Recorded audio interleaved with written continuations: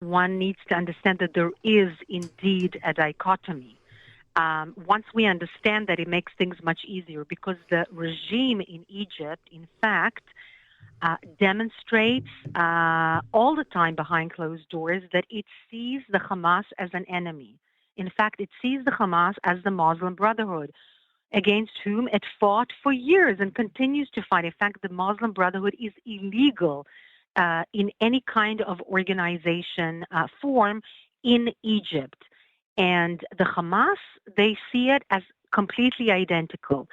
So, in fact, what they are afraid of is not Israel, but the fact that Israel will act in terms of its military on the Gazan side of the Rafah border, or the joint border between Gaza and Egypt, and that will cause kind of a panic amidst the 1.2 million Palestinians who are, in fact, in that part of the Gaza Strip because of the fighting and the ongoing war, and that will make them try whatever they can to leak into Egyptian territory, which is exactly what the Egyptians don't want. And why don't they want this? Because they know Gazans and they know Hamas, and they understand that the Hamas will absolutely do everything in its power to create terror cells in and within the Egyptian territory, because the Hamas doesn't care about land.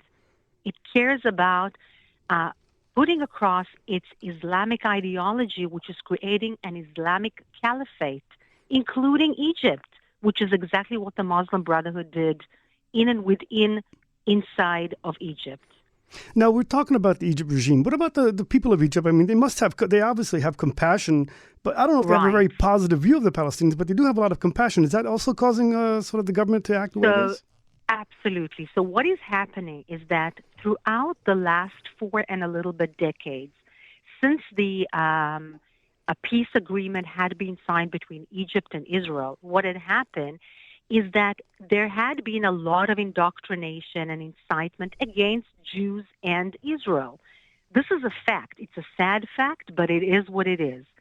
And although there's been some kind of an improvement in the last few years, and very, very clear or blunt messages, anti-Semitic messages, anti-Israel messages had been taken out from school books in the elementary schools, it had actually stopped de facto there and is not yet broadened to middle schools, high schools, the media generally, and so on. There's a lot of incitement.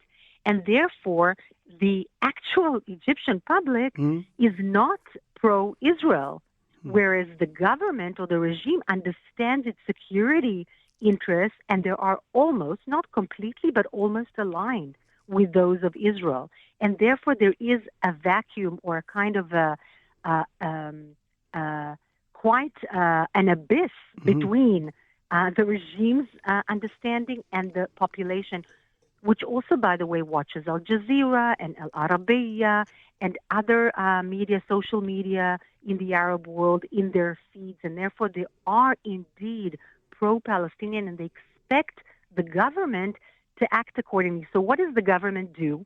It won't do things that are against its own national security. They won't let hordes of Palestinians enter inside Egypt. So what they say is Israel is so-and-so, Israel is so-and-so. And that is what we are seeing. This is the dichotomy that we are seeing. Do you think there really is a chance that they will abrogate the peace treaty? I mean, it's a strategic, vital issue for Egypt. First of all, look, the short answer is no. It's a vital interest. It's a strategic interest. Everybody understands that. But these things tend to sometimes get a little bit out of control. And therefore, this is a situation which needs to be taken seriously. The dialogue, the strategic dialogue between Israel and Egypt needs to be elevated to the highest level and to be constant and systematic. In other words, prime minister to president, foreign minister to foreign minister, and so on.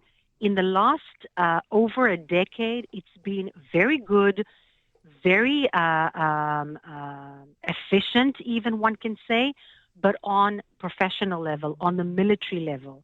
And this is not enough. There needs to be chemistry. There needs to be strategic forward thinking about the entire comprehensive set of interests, including stopping incitement, including changing the school books and the rhetoric. It's not a nice-to-have thing. It's actually a very important, I would say, strategic goal, because that would minimize the difference between the population's understanding and therefore their pressure or its pressure on the government and the regime's understanding of what is Hamas and what are the potential threats of this leaking into Egyptian soil. Well, finally, what is Israel's leverages here when it comes to Cairo? So Israel has a lot of leverage, particularly now, because Israeli IDF is on the ground. So when Israel is, let's say, tiptoeing around Egypt, it's correct on the one hand because, again, Egyptian-Israeli relations are strategic, important. They need to be seen as something sensitive and to be kept. But having said that, there is a level of tiptoeing that is over the top in the sense that Israel is on the ground. It is going to act around the Philadelphia line because this is a national strategic military interest for its own people and safety, and there's just no way of going around that because Hamas operatives, terrorists with weapons, etc., sometimes address the civilians and embedded in Rafah, and everybody knows that, including Egypt, especially the Egyptian intelligence. And therefore, there needs to be some kind of understanding that if they want Israel to do X, Israel also wants Y. That's one leverage. The other leverage is, of course, Washington and the Egyptian Republic or the Republic of Egypt and its regime want to be in the good books of the West. They want to have the attention. By the way, they have issues of their own, like the Ethiopian dam and the issue of water, dispersion of water, and so on. And it's very important that Israel and the West look at that and tend to that and not leave Egypt to be, let's say, flattered or pursued by a country like Iran that does offer some kind of leverage in the African continent, for example, which it does. It's trying. And we cannot allow that to happen.